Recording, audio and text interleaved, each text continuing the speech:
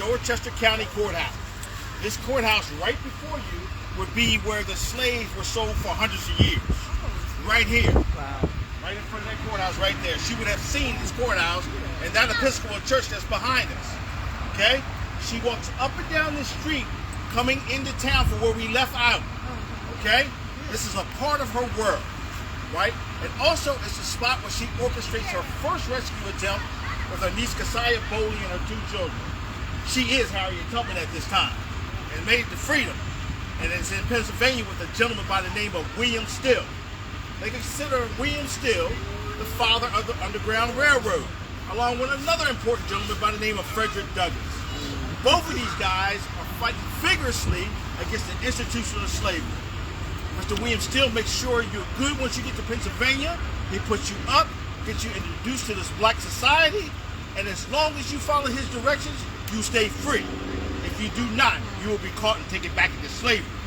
Mr. Frederick Douglass is speaking orating at seminars in different places against the institution of slavery, bringing the reality of the system to the people, right? Miss Harriet Tubman is working in the night, coming into the institution of slavery and taking people out. So they are a dynamic team. They all work together and are very good friends.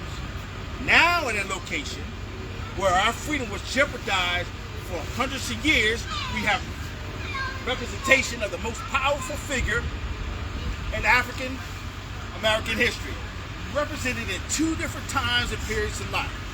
Right here is young Araminta Ross, the one that got injured at the store, and then here's a mark on her head right here with this 2-pound weight dig.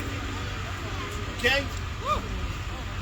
You have the emancipated, freedom fighter, Moses of the people, Harriet Tubman. In the statue, they're engaged with each other. She's looking up to what she became. She's looking down to what she was. Wow. In her hand, she's hanging on her younger self a key to freedom. Okay?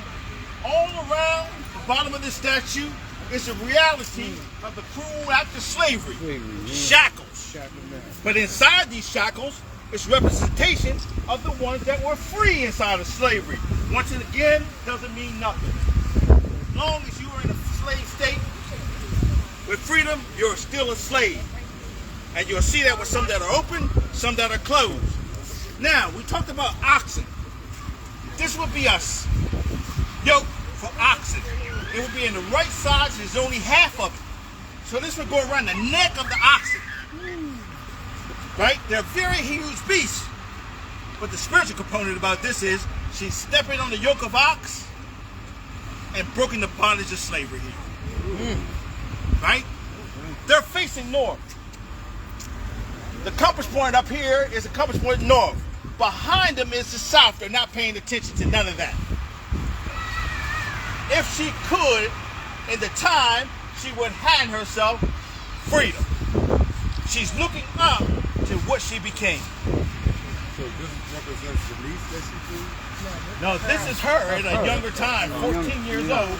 And this is the mark right here in her head that she received from that 2-pound weight right there. At the Bucktown store where we were at earlier. So freedom, once jeopardized, is represented in a location where it all happened, at the Dorchester County Courthouse. This is, folks, in my history studies, in the years of work I have done, this is the most powerful piece of reparations that you can ever see. And a location where it happened, representation. Where you can go back to this place and speak about the situation. This is where our people were sold. This is where families were broke up. Can we go inside? Further south here, right? This is where it all happened.